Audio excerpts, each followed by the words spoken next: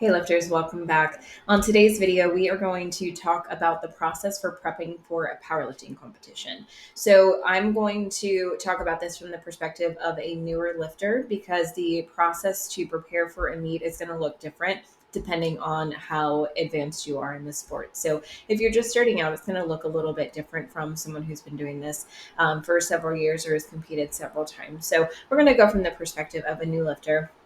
We're going to talk about what you need to do before you start your prep, give an overview of what that prep should look like, and then what you can expect the day of your first meet. One of the biggest things that holds new lifters back from registering for their first powerlifting meet is this thought that's telling them that they're not strong enough. And that's it.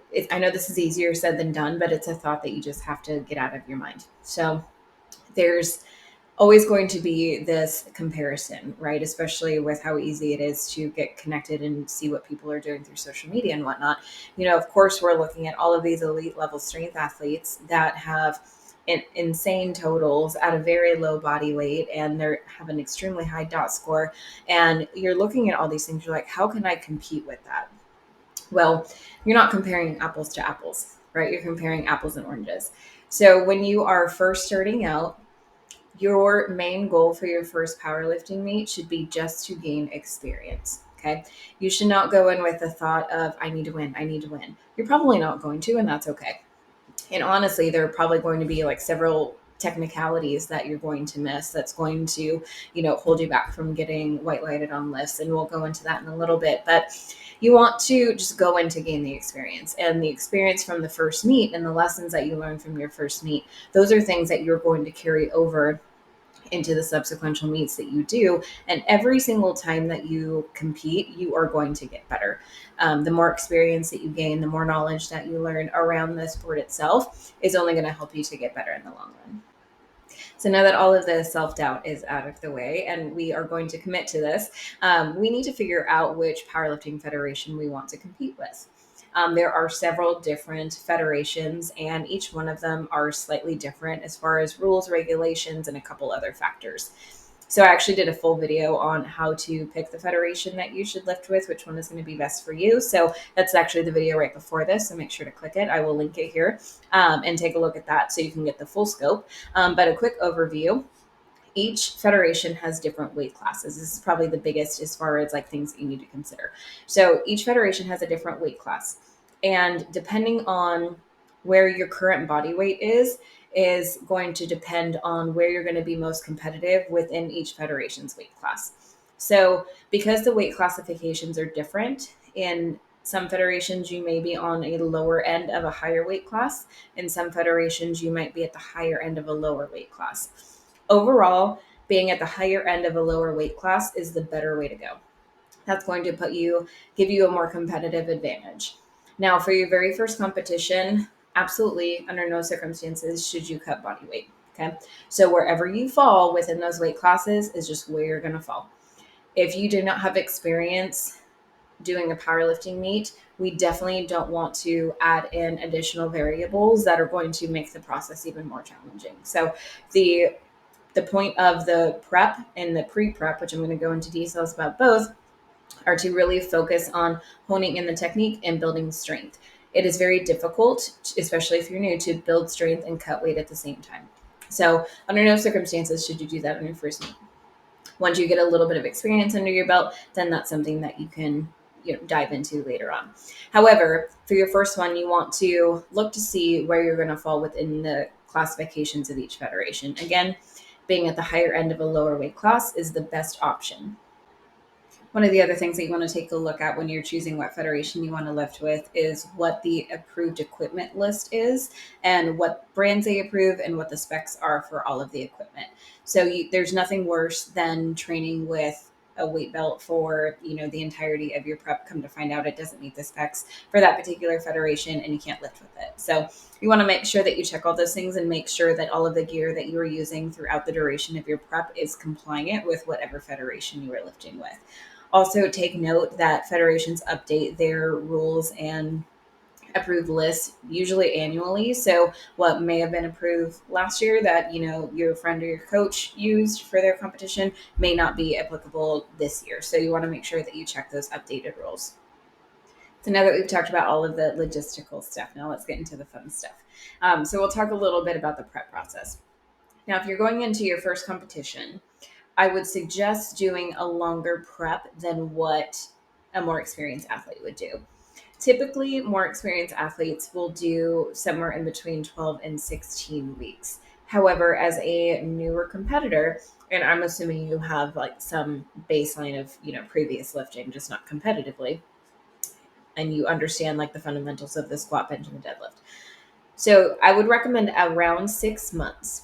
And I would take the first 3 months to really work on the weak areas of all three of your lifts. So you're not going to do a lot of heavy lifting. You're not going to do, percentage work. You're not going to do any of that. You really need to get all three of your lifts analyzed down to the minor detail and really identify what the blockers are from holding you back to adding weight onto your barbell. And I know this doesn't sound really exciting because you're really excited to lift heavy and all of that is going to come. However, you are only going to be as strong as your greatest weakness. So you really need to identify what those weak areas are in all three of your lifts. And the first 3 months of your prep should be designed around working on those specific things. The reason why it's so important to correct any type of technical issues prior to starting your prep is because we don't want to build strength on a poor foundation and build strength on poor technique. So we want to make sure that all of that gets corrected. That way, in the long run, we're not going to plateau or hold ourselves back or keep weight off of our barbell because of those issues. We're going to address them up front.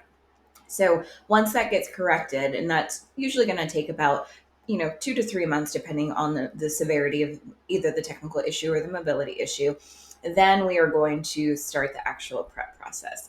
And one of the biggest mistakes that I see, especially new lifters make if they do not have a good coach helping them through the process, is they think they have to train at such a heavy percentage throughout the duration of their prep, and that's not the case. Typically, I will start lifters out on RPE scale, so a rate of perceived exertion. And that is going to help to moderate intensity. That way, it's going to prevent the lifter from going up into those higher percentages in the beginning.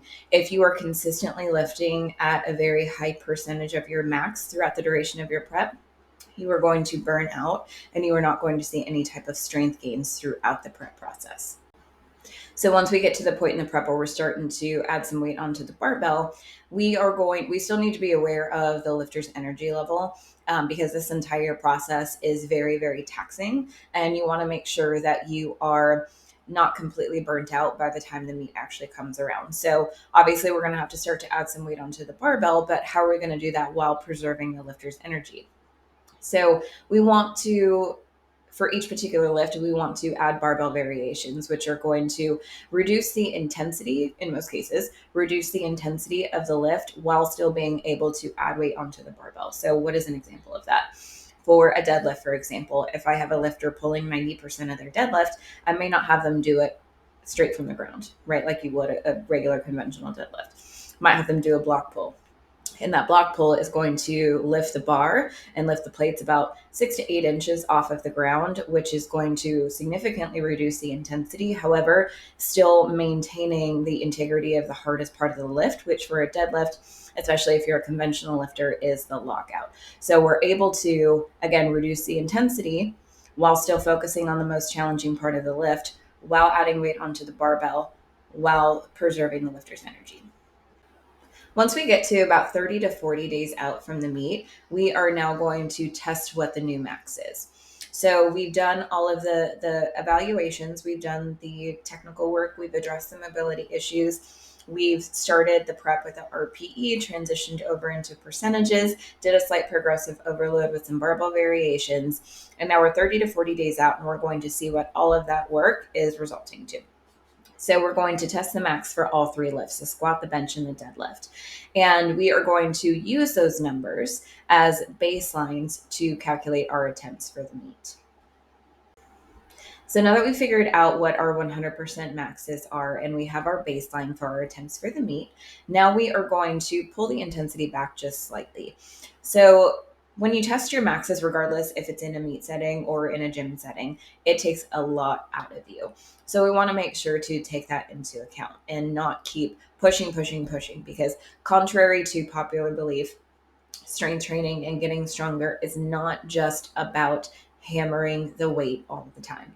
It's not. It's not a sustainable way to lift, right? So we want to make sure that we take that into account. So we're going to slightly pull back. I typically transition most people back over to an RPE scale as far as measuring intensity, and keep them right around a moderate intensity for about the next 2 weeks. And then, so that's going to put us about 2 to 3 weeks out from our competition. When we are 2 weeks out from the meet, at that point, as their coach, I know what their attempts are going to be, especially their opening attempts, or at least I have a really good idea. So 2 weeks out, we are going to work up to opening attempts, do a 1 rep at our first opening attempt, and then we're going to stop. And then from there, the week of the meet, or the week leading up to the meet, a lot of new lifters want to test their third attempts. They want to keep pushing the weight. They think that they're going to lose their strength over that week if they're not going hard. Do not do that. Don't do it. I promise you, it is counterproductive. So that last week of the meet, leading up to the meet, I should say, I typically don't have lifters doing any type of barbell work. We are just focusing on keeping the muscles active, focusing on accessory movements, not adding anything new. So if I haven't had them doing a specific type of, mobility drill, they're not going to try anything new the week before the meet. Everything is going to stay consistent as possible leading in that final week leading up to the meet. Again, really pulling back, kind of refilling the tank essentially, because going through that entire prep process does take a lot out of you. So leading up to that meet the week of, you want to make sure that you are focusing on active recovery. You are getting plenty of rest. You are hydrating properly. You are prepping your body for the very intense day that it is going to have in the upcoming days. So the last piece of guidance that I'm going to share with you, either the day before or the day of your meet, whenever your weigh-in is, different federations have different weigh-in protocols. Whatever day that falls on, the day prior, you want to make sure that you have everything that you are going to need for your weigh-in and equipment check. So I highly suggest creating a list of everything that you're going to need to bring with you. And as you put it into your gym bag, check it off of your list just to make sure that you have everything with you. If you do not have a piece of equipment with you at the time of equipment check, you will not be able to lift with it. So it has to be approved prior to you stepping on the platform. So especially if it's your first meet, you are going to probably be nervous. You're going to have a lot of emotions running through. You're going to be a little stressed. You're probably going to be excited. You should be excited. We don't want to add in extra stress that we have control over. So just make sure that you create yourself a list and have everything with you the time that you have to do your check-in. I hope you found this video helpful. If you did, let me know by hitting the like button and clicking subscribe, and I will see you soon on the next one.